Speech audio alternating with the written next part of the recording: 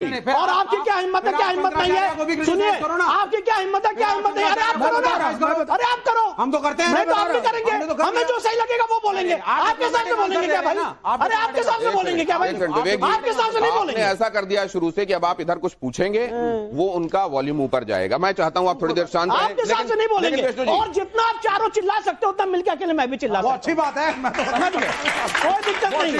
विष्णु जी आप चिल्लाओ सब। नहीं विष्णु जी, इस वाले सवाल का जो आपने जवाब दिया एक क्षण शांति चाहता हूं। आप लोग के मन से जवाब नहीं दिया जाएगा। जो मैं बिलीव करता हूँ वही बोलूंगा। पर शंकराचार्य से जो बिलीव करता हूँ वही बोलूंगा। आपसे मैं डिबेट करने नहीं आया। नहीं, आपसे डिबेट नहीं करने आया। एक मिनट, नहीं, शंकराचार्य आप औरंगजेब से एग्री करते हैं? बिल्कुल नहीं। तो मैं आपसे डिबेट ही नहीं करना चाहता। नहीं, मैं आपसे, जो आदमी औरंगजेब का समर्थन है उसको खड़े रहने की हैसियत नहीं होनी चाहिए। जिसने संभाजी महाराज की जबान काट दी, आप जैसा जिसे कहते हैं नालायक निर्लज आदमी यहाँ खड़े होकर हमसे डिबेट नहीं कर सकते। हम नालायक निर्लज तो मैं भी कह सकता हूँ, बिल्कुल कम्युनल मैं भी कह रहा हूँ। तो आप कहिए, मैं भी कह रहा हूँ, उससे आपकी तो हैसियत नहीं है। प्लीज मर्यादा। जो संभाजी महाराज की जिसने जबान खींच ली, उसको खड़े होकर, उस औरंगजेब को खड़े होकर यहाँ पे सपोर्ट करते हैं। आप पहले बताइए। विवेक जी एक सेकंड, मैंने आपसे पहले भी कहा था थोड़ी देर आप शांत नहीं रह रहे हैं। मैं क्या शांत रह रहा हूँ? आपने पहले कहा 5 मिनट बकवास जैसी चीजें लाएंगे फिर तो रोक पाऊंगा मैं। अरे यार नालायक नहीं होता है। मैंने उनको बोला, आपने भी बोल दिया, आपने भी बोल दिया। मैं आपको नालायक बोलता हूं। आप ऐसे आगे बढ़ाना चाहते हैं, आप ऐसे आगे बढ़ाना चाहते हैं, आप सपोर्ट करते हो। प्लीज किसी को सपोर्ट नहीं किया। महाराज की जबान की अगले सवाल सर प्लीज तुम थोड़ा डिसाइड करो कौन क्या बोलेगा। आपने जिसने सपोर्ट किया, फ्री कंट्री,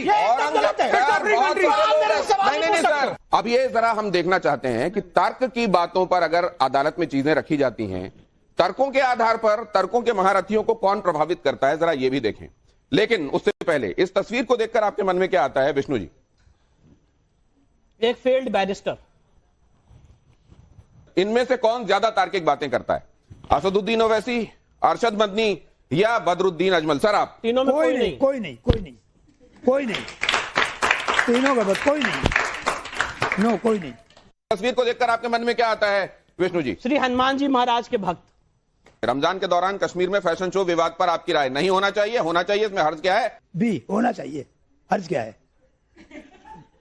ऐसा क्यों लग रहा है आप? क्यों नहीं हो? क्यों नहीं शो होगा? उनका रमजान चले तो फैशन शो नहीं होगा।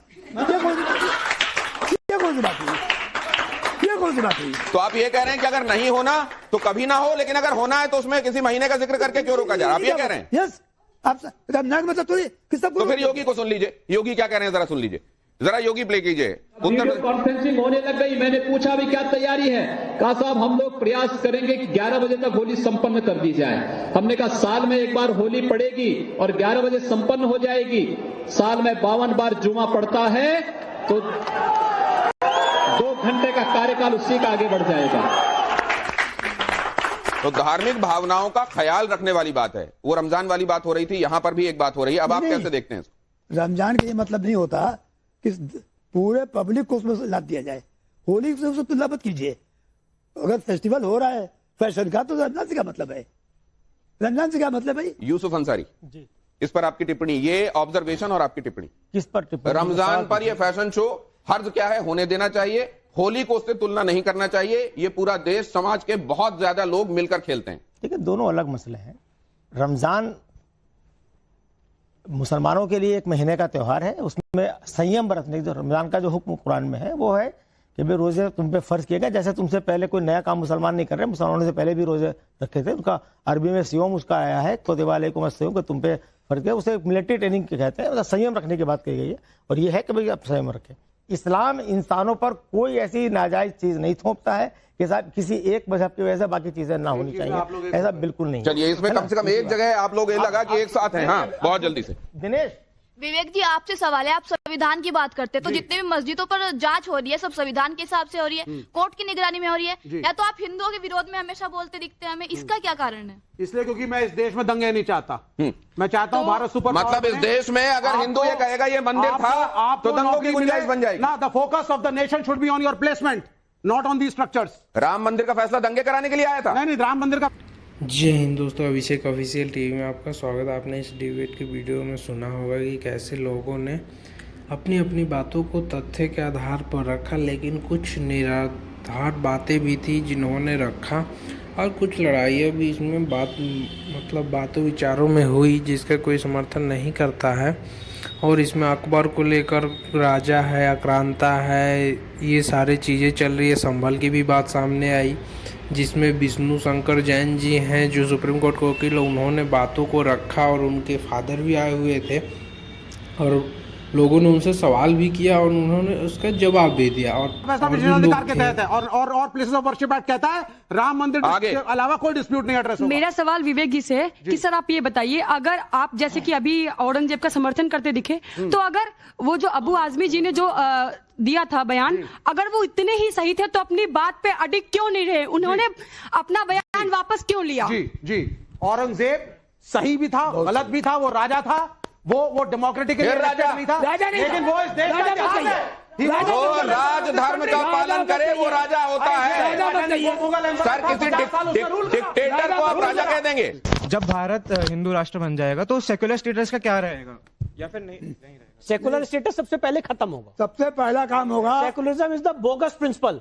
सबसे अगर कोई फर्जी प्रिंसिपल इस देश में लाया गया है तो वो सेकुलरिज्म का है, जिसको आज तक कभी डिफाइन नहीं किया गया। तो संविधान की प्रस्तावना में जो जोड़ा गया, गलत जोड़ा गया है गौतम जी। 1976 में बिना कोई डिस्कशन के, बिना कोई डिबेट के, गलत ढंग से जब देश इमरजेंसी में था, तब 42nd अमेंडमेंट लाके सेकुलर और सोशलिस्ट वर्ड जोड़ दिए गए। 1970 के दशक में कांग्रेस के ऊपर प्रेशर डाल के 2 शब्द प्रियम्बल में डलवाए सेकुलर और सोशलिस्ट। अब जरा मैं यहाँ कुछ रखना चाहता हूँ आपके सामने। प्रिंसिपल को बदलेंगे। अभी विष्णु जी ने कहा था सुप्रीम कोर्ट सर्वोपरि है। सुप्रीम कोर्ट कह रहा है कि secularism is the basic structure of the constitution, इसको चेंज नहीं किया जा सकता। इस कॉन्स्टिट्यूशन का, सेकुलरिज्म को इस कॉन्स्टिट्यूशन का, एक मिनट, ये विरोधाभास के साथ चल रहे हैं आप। इसको तालिबान शर्म आनी चाहिए। एक मिनट, शर्म आपको आनी चाहिए, शर्म आपको आनी चाहिए, जिसको कुछ पता नहीं है। शर्म तो जो लोग देखिए, अब इसीलिए जब मैं बोलूंगा ना तो फिर दिक्कत हो जाएगी। आप उधर जा रहे हैं। शर्म आनी चाहिए। ये शर्म नहीं, इनको आप फिर इस तरह की शब्दावली में फिर वो 2 कदम आगे, फिर आप 4 कदम आगे। सेकुलरिज्म एक बोगस सिद्धांत है, आप मानते हैं? मैं कह रहा हूँ सेकुलरिज्म आप जाओ ना, या नहीं है या विरोधाभास आपको है? बहुत कानून पता है, तो आप जाके FIR कर दो। आगे चलिए। अब जरा मैं यहाँ पर आप सर आ जाइए। आपको एक बार आप जरा आ जाइए, आप जाके आप यहाँ FIR पर कर खड़े हो जाइए। आपको बहुत मैं आपके सामने कुछ प्ले करने वाला हूँ। मैं ये बोल रहा हूँ इसको देखिए। प्रिंसिपल है, आप FIR कर दो मेरे पे। विष्णु जी एक सेकंड आप भी आइए। नहीं बजा तो मैं क्या विष्णु जी मुझसे मुझसे विष्णु जी जब आप देश की आत्मा के खिलाफ बात कर रहे हो तो लोगों की तारीफ नहीं बच रही है। शर्म आपको आनी चाहिए। जो यहाँ पे देश की मर्यादा के खिलाफ, आत्मा के खिलाफ बात कर रहे हो, शर्म आपको आनी चाहिए। शर्म आपको आनी चाहिए। ये जब आप जैसे लोगों को खड़े नहीं रहना चाहिए। विष्णु जी ये जब आप देखते हैं, लोगों को खड़े नहीं रहना विष्णु जी जब आप ये देखते आप जैसे लोगों को खड़े नहीं रहना चाहिए। शर्म आपको आ रही है, शर्म आपको आनी चाहिए। आपने देश की आत्मा के खिलाफ बात करते हैं, मुझे शर्म आती है, मुझे शर्म आती है। शांति संविधान को ताक कर दिया आपने, शर्म तो मुझे आती विष्णु जी है। ओके, इधर देखिए। ये जब आप देखते हैं सर, वहां जब आप सर्वे के लिए गए थे, वहां पत्थर चले, गोलियां चली, निशाना आप सब थे, आपको गोली लग सकती थी। कुछ चेहरे में आपके सामने रखा मैं चेहरा यहाँ पे देख के बोल रहा हूँ, हजारों शारीरिक साटा आ जाए, मैं अपने धर्म के लिए, अपने देश के लिए लड़ाई लड़ता रहूंगा। हजारों ऐसे आ जाए, इनसे मैं नहीं डरता। ऐसे कितने आए और कितने गए। पूरी दुनिया ने देखा है कि क्या हुआ था 19 तारीख को, फिर 24 तारीख को क्या हुआ था। नवंबर की बात मैं कर रहा हूं। उस दौरान जब आप वहां पर थे, आपका काम है अदालत के भीतर, आपका काम है तमाम तथ्यों दस्तावेजों को जुटाना, अदालत के भीतर कहना।